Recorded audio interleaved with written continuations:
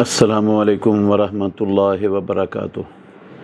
نحمدہ ونصلی ونسلم علی رسولہ الکریم۔ انسانوں کی زندگی میں سب سے زیادہ قیمتی اور اہم چیز جو ہر مسلمان کو سمجھنا اور ماننا فرض ہے، ضروری ہے، جس سے بڑی کوئی چیز ہے ہی نہیں، نہ سمجھنے کے لیے نہ ماننے کے لیے، وہ ہے کہ اللہ رب العالمین کے سوا کوئی عبادت کے لائق نہیں، عبادت صرف اللہ رب العالمین کی ہی ہو۔ اس پر 3 کلپ پہلے یقیناً ناظرین کی نظروں سے گزر چکے ہیں۔ یہ چوتھا کلپ اسی حوالے سے ہے۔ آسمانی تمام کتابیں اور صحیفے وہ اللہ مالک الملک نے یہی بات انسانوں کو سمجھانے کے لیے نازل فرمائے ہیں کہ اللہ رب العالمین کے سوا کوئی عبادت کے لائق نہیں، عبادت صرف تم اللہ وحدہ لا شریک کی ہی کرو۔ حتیٰ کہ قرآن مجید فرقان حمید اللہ کے سب سے پیارے اور سب سے مقرب آخری نبی محمد صلی اللہ علیہ وسلم پر نازل کیا گیا۔ اس قرآن مجید کے نزول کا بھی سب سے بڑا بنیادی اور اہم مقصد یہ ہے کہ لوگ اس بات کو سمجھ لیں کہ اللہ رب العالمین کے سوا کوئی عبادت کے لائق نہیں، اور صرف اللہ ہی کی عبادت کریں، اللہ کی عبادت میں مخلوقات میں سے کسی کو بھی شریک نہ ٹھہرائیں۔ قرآن مجید میں اللہ رب العالمین نے فرمایا ھذا بلاغ للناس ولینذروا بہ ولیعلموا انما هو الہ واحد ولیذکر اولو الالباب۔ یہ لوگوں کے لیے پیغام ہے، اور تاکہ انہیں اس پیغام کے ذریعے ڈرایا جائے، اور تاکہ وہ جان لیں کہ اللہ رب العالمین کے سوا کوئی عبادت کے لائق نہیں، اور تاکہ عقل والے نصیحت حاصل کریں۔ قرآن مجید فرقان حمید کے 30 پارے ہیں، ان میں سے کوئی ایک پارہ ایسا نہیں ہے جس میں اللہ رب العالمین نے اشارتاً یا کنایتاً عقیدہ توحید اور اس بات کی صراحت اور وضاحت نہ کی ہو کہ اللہ رب العالمین کے سوا کوئی عبادت کے لائق نہیں۔ میں کہتا ہوں 30 پاروں کو چھوڑ دیں۔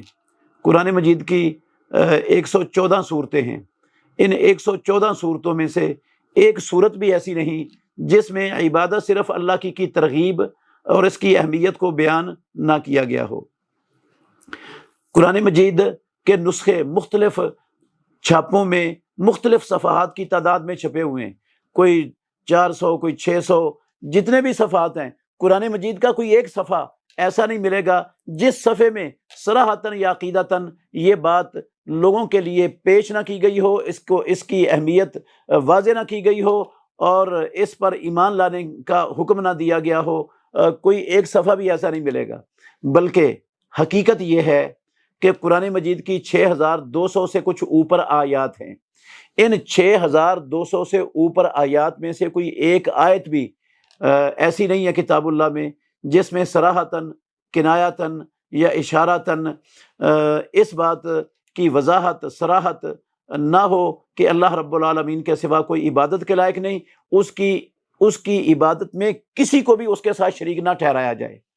یہ بات میرے منہ کی نہیں ہے، شاید سمجھنے والے سمجھے کہ مبالغہ کر رہا ہے۔ قرآن مجید میں اللہ رب العالمین نے فرمایا، سورہ ہود شروع ہو رہی ہے، الف لام را کتاب احکمت آیاتہ، یہ قرآن مجید کتاب ہے جس کی آیات کو محکم بنایا گیا ہے، ثم فصلت، پھر ان کی تفصیل بیان کی گئی ہے، من لدن حکیم خبیر، اس ذات کی طرف سے جو ہر چیز کی حکمت رکھنے والا اور سب کچھ کی خبر رکھنے والا ہے۔ وہ تفصیل کیا ہے؟ اللہ تعبدوا الا اللہ۔ قرآن مجید کی ایک ایک آیت یہ تفصیل لے کر آئی ہے، رب العالمین اعلان کر رہے ہیں اللہ تعبدوا الا اللہ، کہ تم اللہ رب العالمین کے سوا کسی کی عبادت مت کرو۔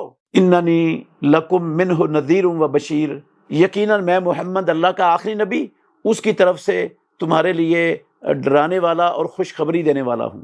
آپ اندازہ لگائیں کہ جس مقصد کے لیے، جس بات کو سمجھانے کے لیے، جس بات کو منوانے کے لیے پروردگار نے اپنی لا ریب کتاب قرآن مجید کو اتارا، قرآن مجید کی ایک ایک صورت اتاری، قرآن مجید کی ایک ایک آیت جس بات کا پیغام لے کر آئی ہے کیا وہ معمولی چیز ہو سکتی ہے؟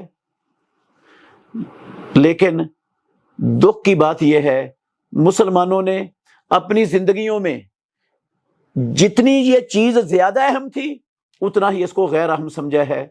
بیشتر مسلمان ہمارے معاشرے میں کلمہ تو پڑھتے ہیں، مسلمان بھی کہلاتے ہیں، عقیدہ توحید کے ماننے کے دعوے دار بھی ہیں، مگر انہیں عبادت صرف اللہ رب العالمین کی ہی ہے، اس کی عبادت میں کسی کو شریک نہیں کرنا، اس کا مطلب، اس کا معنی اور مفہوم سرے سے آتا ہی نہیں۔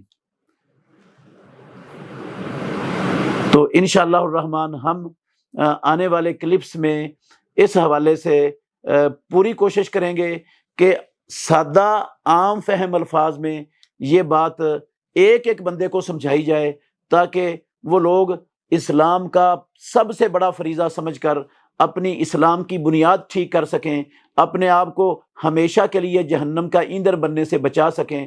اللہ تعالیٰ سے دعا کرتے ہیں اللہ ہمیں اس عمل کی توفیق دے، اللہ رب العالمین اس میں تاثیر پیدا کر دے، اور ہمارے اس عمل کی وجہ سے اپنے بندوں کو جہنم سے بچانے کا اللہ رب العالمین کام لے لے۔ اقول قولی ھذا واستغفر اللہ لی ولکم۔